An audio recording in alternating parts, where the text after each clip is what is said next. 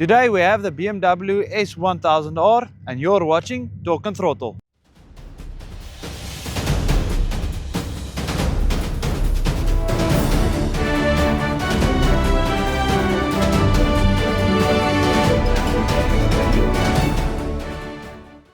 Thank you BMW Montana Motorrad for lending us this S1000R today. More on them a little bit later in the video. Let's get started. This is a 2022 model. The new one just launched about 2 weeks ago in South Africa. So if you're in the market for an S1000R and can't decide whether you want the brand spanking new one or go for the previous gen, this is maybe the review to watch. It has a 999cc inline 4 motor kicking out 121 kilowatt of torque, which is 165 ponies, and then 114 newton meters of torque. So it makes at least 80% of that torque figure at around 3000 revs, and it goes all the torque peak is at 9,250. So that allows the bike to not feel so sluggish at lower RPM. However, if you are feeling there's something missing when you're climbing off 1000RR to this 1000R, it's a swift cam that this one doesn't have. But it does make a great noise.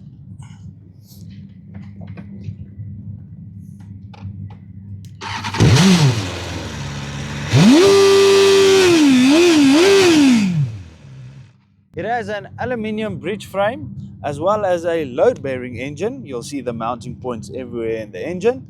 And suspension-wise, at the back we have an aluminium underbeam swing arm with a full Floater Pro central shock absorber with 117 millimeters of travel. In the front we have 45mm USD telescopic forks.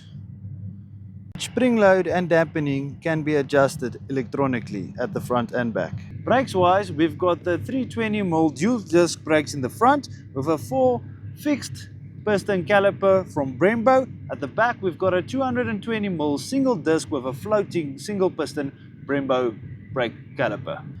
Looks wise, I do think the front end looks a lot better than the generation before this one.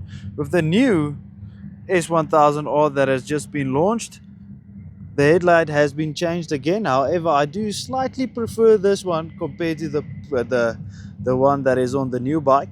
As the new one, although the lines resemble the S1000R, it does look a little bit like a Triumph Speed Triple. However, the rest of the bike is nice and clean.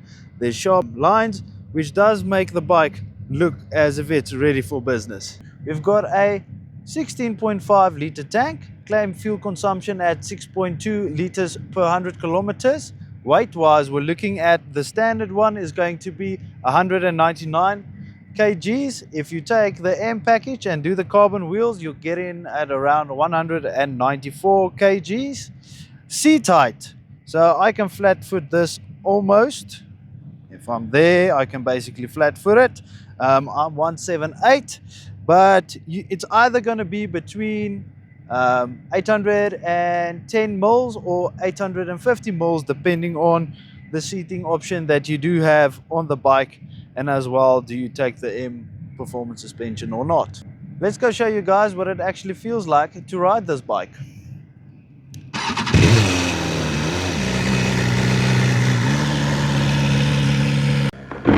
Right, firstly we want to say again thank you to BMW Montana Motorrad for lending us this motorcycle today.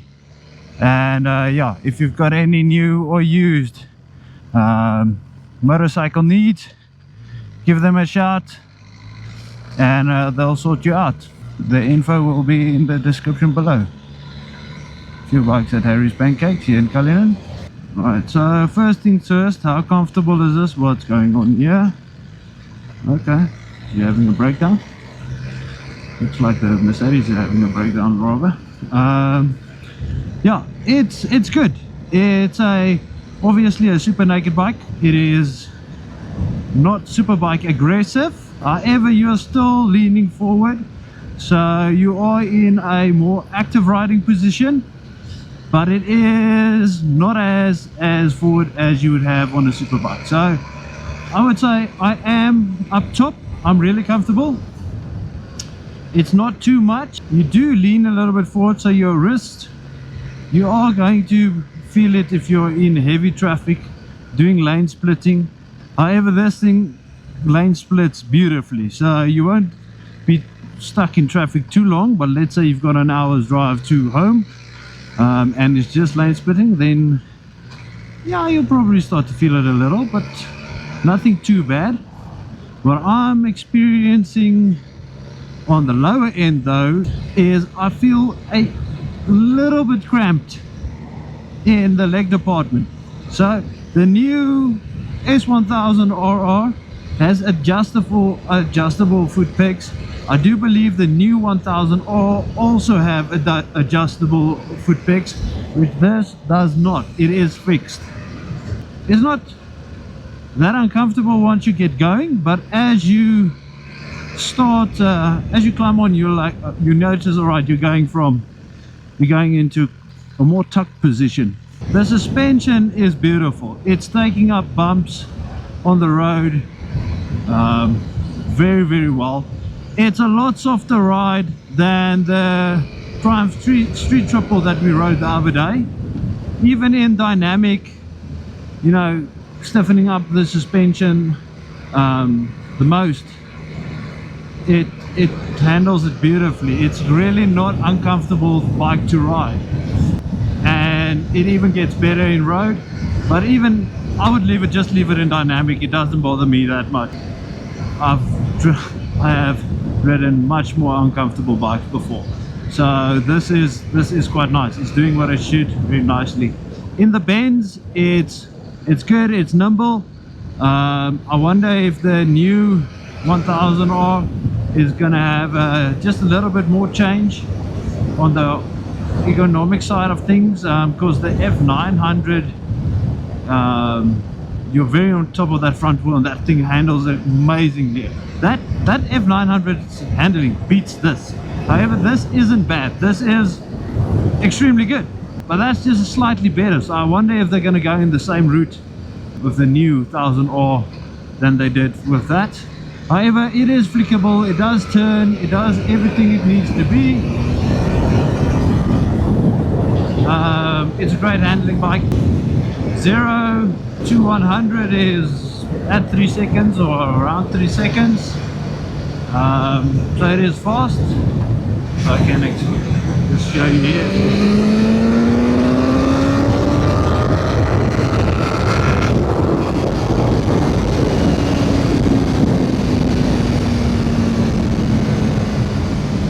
It does go. It really does go. Just back to the comfortability side of things. On the Street Triple, if you watch that review, you know I would have said it's also a sport naked, but at 110 or so on, it felt like you get it battered around by the wind, even with that small screen that they put on there. There is no screen here in the front. It's just basically the plastics that's holding the TFT display, and I do feel even at higher speeds the battering from the wind is not bad. It's not uncomfortable. So I'm happy doing this.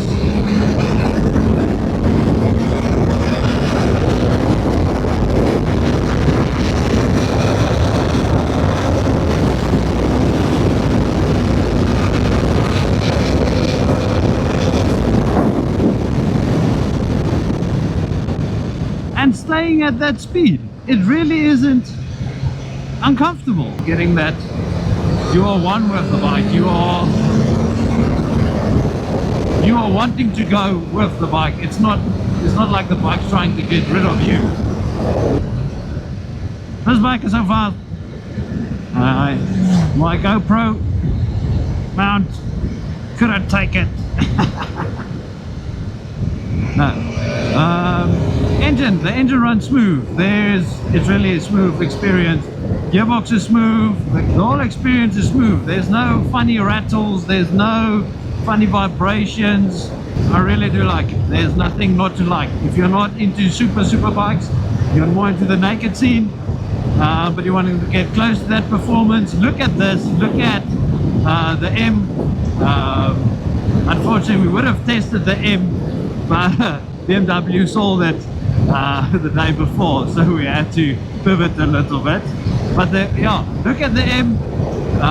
It's got all that power of, let's say, the 1000R, just in a more comfortable package. I would say you're not going to be, if you're into those bikes, you're not going to be disappointed. The brakes are good. It does bring you to the stop quite rapidly. On the way to Kalinin, I had to brake quite hard for a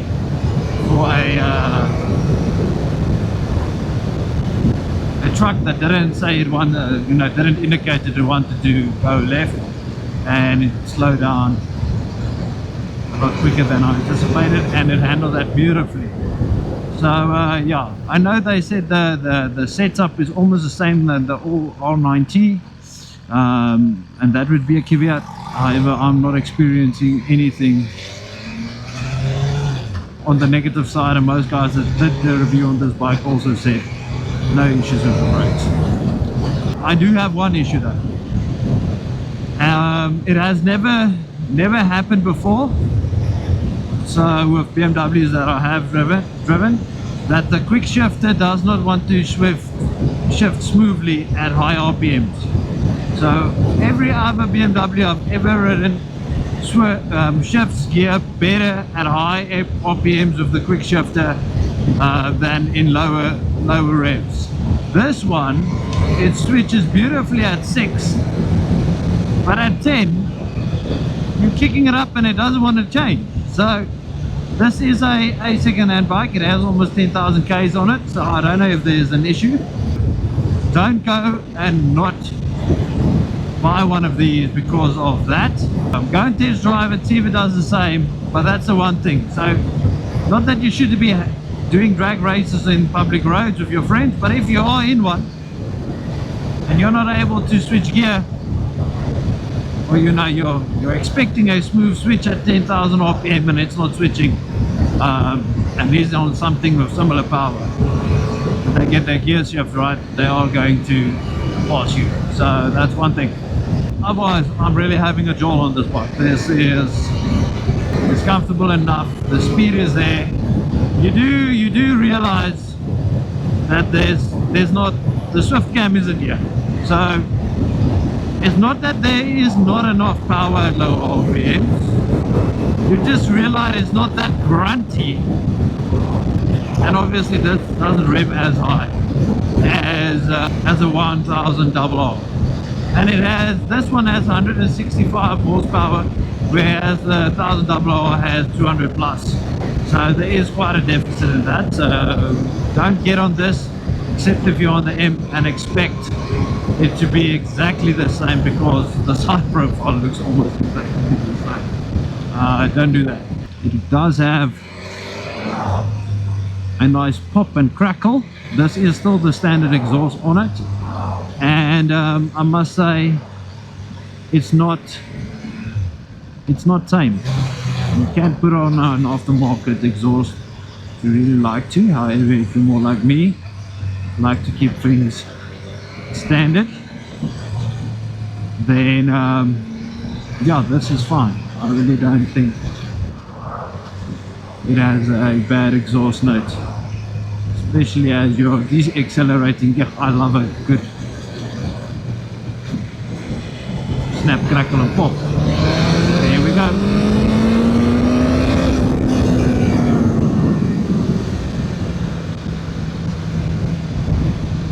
That was in third gear. You saw what happened there. Okay, now we're going to be in second gear, and then we go. Oh.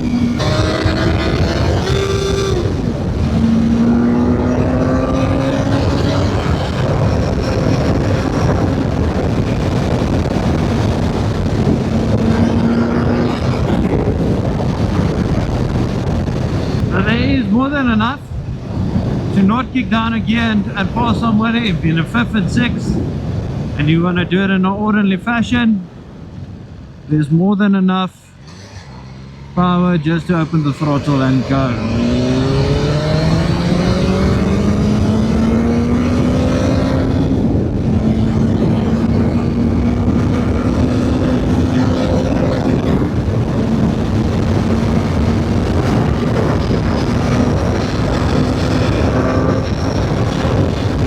However, if you want to be civilized, if you don't want to be civilized, pop it down a gear or two and enjoy it while you're doing the overtake. Oh, you're riding something like this, you're wanting the throttle anyway. Over here you can, on the left hand side, as with most BMWs, you can change the suspension. So now you'll see it's on road and set up for one person. Then if you hold it in, it will say, alright, you will change the suspension and lift it a little for if you have a pillion or a passenger. Go back to that. Then you just tap it once and you don't hold it in, it will change between dynamic and road. But like I said, in road it softens it up a little bit. Dynamic, it makes it a little bit stiffer, but dynamic is really not uncomfortable, so for me I would just stick it into dynamic. Riding modes, obviously you've got the riding mode on the right hand side, tap that, give the throttle, choose one. We've got rain, then it goes into rain, it does subdue the power. Then you've got road. Most BMW guys that do have dynamic on their bikes is always at least in dynamic, which is always there. There's a throttle will initiate. Just make that the responsiveness of the throttle a lot more sharper for you to be a little bit more sporty. And then you have Dynamic Pro, just tweaks it a little bit more. Again, you do have the option to go and change those settings. So yeah, you should be able to configure Dynamic Pro to your liking. Then you also have the sports screen, which you're most probably going to put on a track. Traffic situations, it's a bike you can live with every day. It really is. You're not that on your wrist. Like I said, you'll be there, you will feel it often, maybe an hour or two of heavy traffic riding. Otherwise, like this, no issue, no issue at all.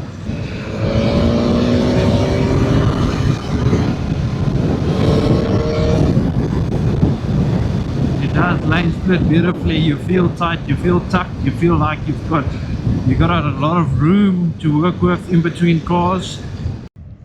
We just want to give a big shout out to BMW Motorcycle Montana for lending this bike for us today. If you want really exceptional service, please go to them, tell them what you want and let them hook you up with the best ride of your life. Alright guys, that is the review for our BMW S1000R. If you like this type of content, please head over to our channel. Please go and subscribe, like this video, comment on this video. Let's engage and see how we can grow this channel together.